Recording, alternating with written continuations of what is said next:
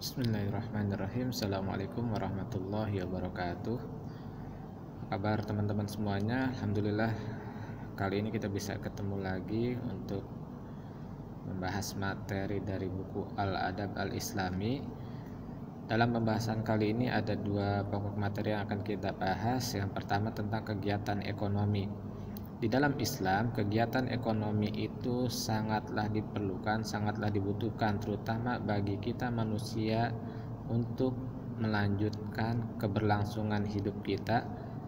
Ada ayat dalam Al-Quran yang mengarah kepada diperintahkannya agar kita melakukan kegiatan yang berhubungan dengan kegiatan perekonomian. Apa bunyi ayatnya? Ada di dalam Al-Quran Surat Al-Jumu'ah ayat 9-10. A'udzubillahi minasyaitonirrajim. Ya ayyuhallazina amanu idza nudiya lis-sholati min yaumil jum'ah fas'au ila dzikrillahi wa dzaril bai' dzalikum khairul lakum in kuntum ta'lamun. Fa idza qudiyatis sholatu fantasiru fil ardi wabtagu min fadlillahi wazkurullaha katsiran la'allakum tuflihun. Artinya, kata Allah, hai orang-orang yang beriman, apabila diseru untuk menunaikan sholat Jumat, maka bersegeralah kamu kepada mengingat Allah dan tinggalkanlah jual beli. Yang demikian itu lebih baik bagimu jika kamu mengetahui. Apabila telah ditunaikan sholat, maka bertebaranlah kamu di muka bumi dan carilah karunia Allah dan ingatlah Allah banyak-banyak supaya kamu beruntung. Baik teman-teman sekalian, dalam kegiatan ekonomi ini intinya ada banyak hal yang bisa kita lakukan, misalnya dengan cara bekerja, dan bekerja pun ada macam-macamnya. Banyak profesi yang kita kenal di dalam kehidupan kita sehari-hari. Misalnya ada di antara kita, orang tua kita, tetangga kita, saudara kita yang berprofesi sebagai buruh, sebagai kuli bangunan, sebagai tenaga medis, sebagai sopir angkot, sebagai petani, dan masih banyak lagi yang bisa kita lakukan untuk memenuhi kebutuhan kehidupan kita sehari-hari. Jadi teman-teman sekalian, kegiatan ekonomi di dalam Islam itu memang sudah menjadi keharusan.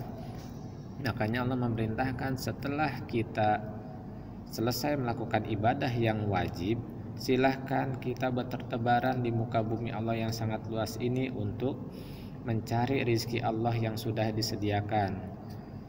Dan selanjutnya teman-teman, yang kedua ada tentang materi syukur nikmat. Syukur nikmat itu apa sih? Syukur nikmat adalah rasa ungkapan atau syukur kita kepada Allah Subhanahu wa taala karena telah memberikan berbagai macam nikmatnya kepada kita. Nikmat yang Allah berikan sangat banyak dan tidak akan mungkin kita bisa menghitung nikmat Allah walaupun kita menghabiskan banyak sekali tinta untuk menuliskannya. Kata Allah dalam Al-Quran berkaitan dengan syukur nikmat yang harus kita lakukan, A'udzubillahi minasyaitonirrajim. Wa ista'azzana rabbukum la in syakartum la azidannakum wa la in kafartum inna azabi lasyadid. Kata Allah, dan ingatlah tatkala Tuhanmu memaklumkan, sesungguhnya jika kamu bersyukur pasti akan kami tambah nikmat kepadamu, dan jika kamu mengingkari maka sungguhnya azabku amat pedih.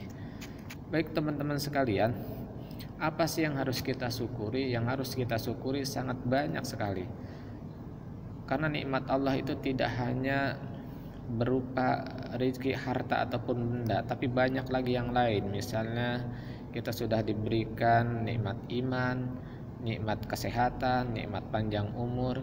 Ketika kita bisa bernafas pun itu merupakan sudah menjadi suatu nikmat yang sangat besar.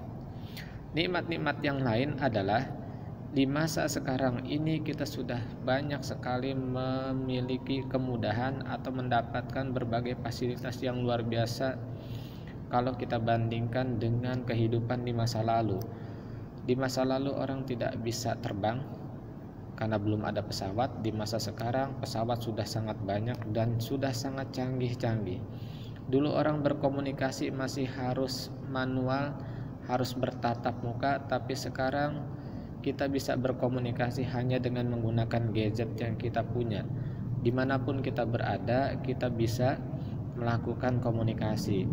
Dulu ketika orang-orang mau berpergian, mereka harus menaiki kendaraan berupa hewan seperti kuda, sapi, dan lain-lain.